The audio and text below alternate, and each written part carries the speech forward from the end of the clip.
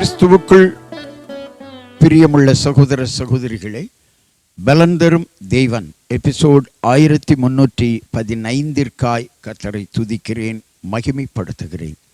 இந்த நாளிலும் நீதிமொழிகள் 6ஆம் அதிகாரம் 6வது வசனம், சோம்பேறியே, நீ எறும்பினிடத்தில் போய் அதன் வழிகளை பார்த்து ஞானத்தை கற்றுக்கொள். ஞானம் ஒரு மனுஷனுடைய வாழ்க்கையில் மிக அவசியம். நீதிமொழிகள் 1ஆம் அதிகாரம் 7வது வசனம், கர்த்தருக்கு பயப்படுதலே ஞானத்தின் ஆரம்பம். ஒரு மனிதன் ஞானத்தை அதிகமாக நேசித்து பெற்றுக்கொள்ள விரும்பினால் முதலாவது கர்த்தருக்கு பயப்படுகிறவனாய் இருக்க வேண்டும். அதற்காகத்தான் ஆண்டவர் ஒரு அற்ப ஜீவனுள்ள எறும்பை மனிதனுக்கு ஒரு உதாரணமாக காட்டி அவர் கற்றுக்கொள்ள சொன்னார். சோம்பேறியே, நீ எறும்பினிடத்தில் போய் அதன் வழிகளை பார்த்து ஞானத்தை கற்றுக்கொள். எறும்புக்கு பிரபுவும் கிடையாது, தலைவனும் கிடையாது, அதிகாரியும் கிடையாது. ஆனாலும் கோடை காலத்தில் ஆகாரத்தை சேர்க்கிறது, சம்பாதிக்கிறது, தானியத்தை சேர்த்து வைக்கிறது. அநேக நேரம் நீ எவ்வளவு நேரம் படுத்திருப்பாய்? சோம்பேறியே, நீ எவ்வளவு நேரம் படுத்திருப்பாய்? எனவே சோம்பேறித்தனமான வாழ்க்கை உங்கள் சரீரத்தை, உங்கள் வாழ்க்கையை விட்டு போக கடவது. சுறுசுறுப்பாய் இருங்கள். சோம்பேறித்தனம் மறைவதாக. சோம்பேறியை கர்த்தர் வெறுக்கிறார். குறிப்பாக அதிகாலையில் எழும்பி ஜெபித்து உங்கள் வாழ்நாளை துவக்குங்கள்.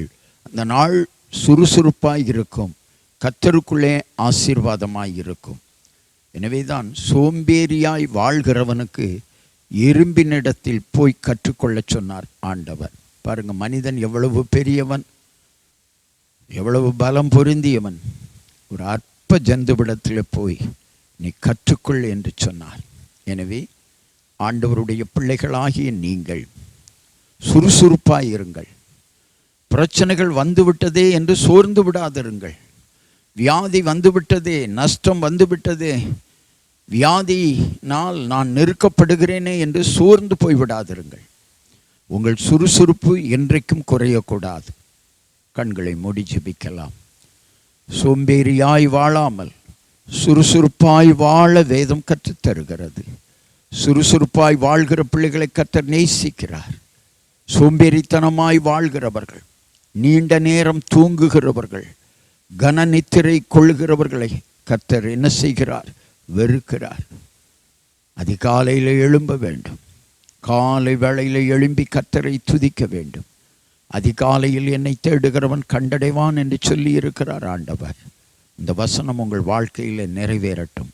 உங்கள் வேலையிலே சுறுசுறுப்பாயிருங்கள், தொழிலிலே சுறுசுறுப்பாயிருங்கள், வாழ்க்கையிலே சுறுசுறுப்பாயிருங்கள், படிப்பிலே சுறுசுறுப்பாயிருங்கள். கர்த்தர் உங்களை ஆசீர்வதித்து உயர்த்துவார். இயேசு கிறிஸ்துவின் நாமத்தில் ஜெபிக்கிறேன் பிதாவே.